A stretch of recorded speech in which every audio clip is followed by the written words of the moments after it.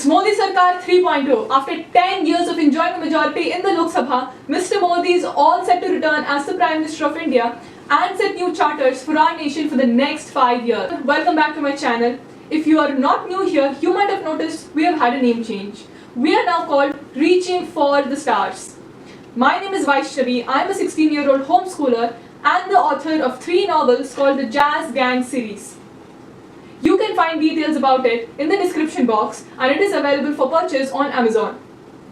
My 4th book also will be releasing very soon. It's a historical fiction that seeks to spotlight the lives of 2 female warriors from ancient India. So do stay tuned for more updates. Well, this year's general elections were quite nail-biting. While I expected the BJP to retain power, I didn't anticipate such a tight race. The BJP could secure only 240 seats as compared to the 2014 and 2019 Lok Sabha elections, during which they earned much higher seats. Friends, it's important to understand that to form a government, a party needs 272 seats in the Lok Sabha out of the total 543 seats. But since the BJP could gather only 240, it had to enter into an alliance with the TDP and the JDU. Now, entering into an alliance will mean the BJP will have to share its decisions with the other 2 parties and also agree to many of their demands.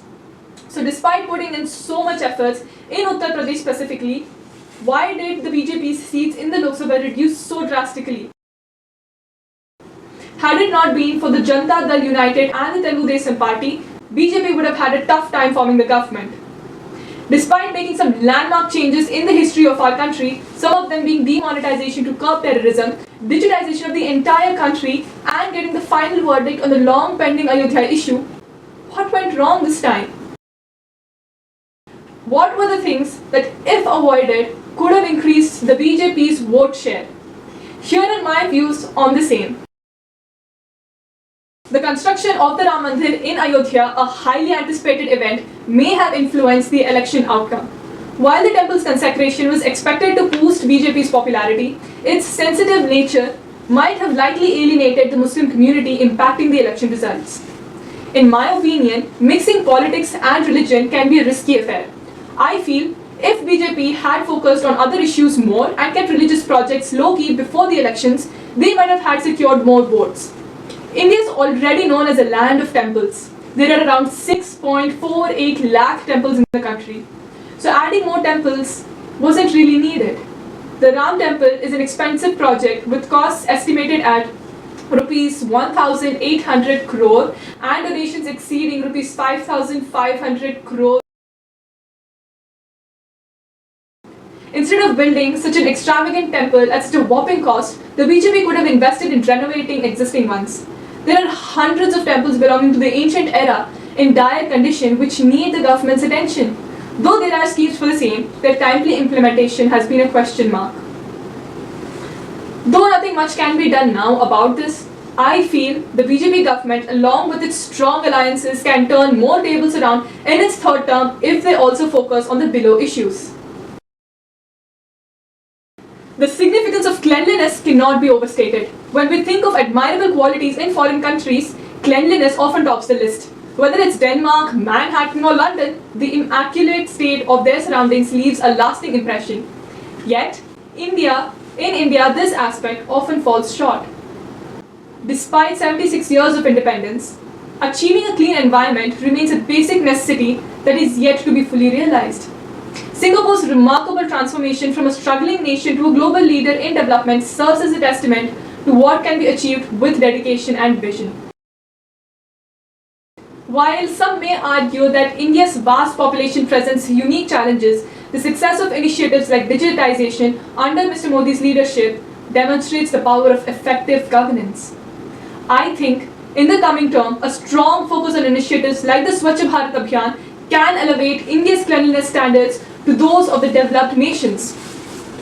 Addressing issues like roadside peeing and spitting, ensuring cleaner roads, proper sewage treatment, waste management, and better planned roads to control traffic are essential steps towards achieving this goal. By prioritizing cleanliness and implementing effective measures nationwide, the BJP can not only improve the quality of life for the citizens but also gain greater support from voters. Along with that, ensuring electricity and water for all could act like an icing on the cake. The state of the education sector in India, guaranteed by Article 21A of the Constitution, is deeply concerning. Despite being a fundamental right, government schools suffer from inadequate infrastructure, outdated equipment, and insufficient funds, contributing to rising illiteracy rates and high dropout numbers. This forces many to resort to expensive private institutions, turning education into a profit-driven business. The BJP's introduction of the new education policy holds potential, yet its nationwide implementation remains uncertain. Moreover, the government's failure to address brain drain and provide high-quality educational opportunities domestically is troubling. Instead of letting highly intelligent Indians to seek education abroad, investing in research and development and innovation can nurture talent within the country.